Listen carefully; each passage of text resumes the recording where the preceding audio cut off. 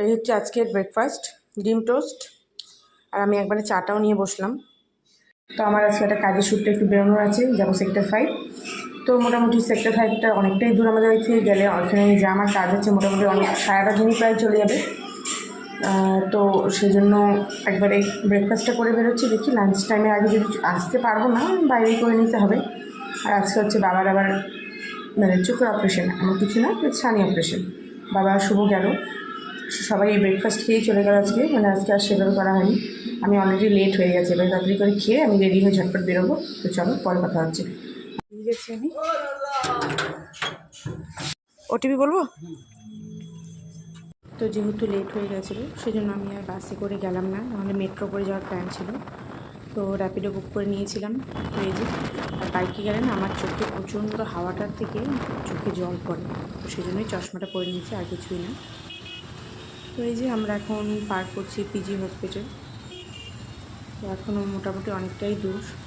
আর সত্যি কথা বলতে ওই সেক্টর 5 অলিগলি আমি একেবারেই চিনি না, খুব একটা তো আমার যাওয়া হয় না। আমার তো বেশি এত মানে বছর ঘরের থেকে বসেই কাজ করেছি, কিন্তু যখনই যাই আমি র্যাপিডো বুক করেই যাই, কারণ ওরা একেবারে এক্স্যাক্ট লোকেশনে গিয়ে নামিয়ে দেয়। তো তখন মনে করো আশেপাশে যদি অন্য কোথাও আমার যেতে হয় জিজ্ঞাসা করে করে যাওয়া যায়। তো যাই হোক, এখন চলো আগে যাওয়া যাক, যে কাজে যাচ্ছি সেটার জন্য। যেহেতু অফিস টাইম, তো খুব ভিড়ও ছিল রাস্তায়, তার সাথে ছিল সিগন্যাল। সিগন্যাল তো মনে করো করা যাবে, তারপর ছাড়া যায় না। তো অবশেষে আমরা মোটামুটি এসে পৌঁছে গেছি। গিয়েছিলাম এখানে দুটো অফিসে আজকে সেক্টর 5-এ।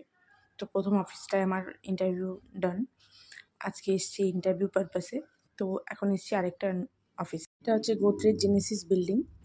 তো এখন আমাদের লাঞ্চ টাইম দিল, তো আমরা অনেকেই ছিলাম ইন্টারভিউ এখানে। তো এই যে খেয়ে নিচ্ছিলাম আজকে চিলি চিকেন আর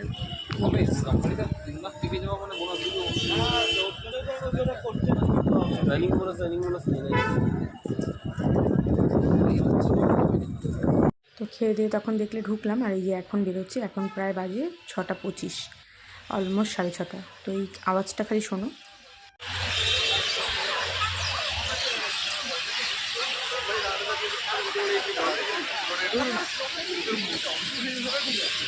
তো শুনতে পেলে কি সুন্দর পাখির কিচিরমিচির আওয়াজ, আমাদের মতো ওরাও বাড়ি ফিরছে।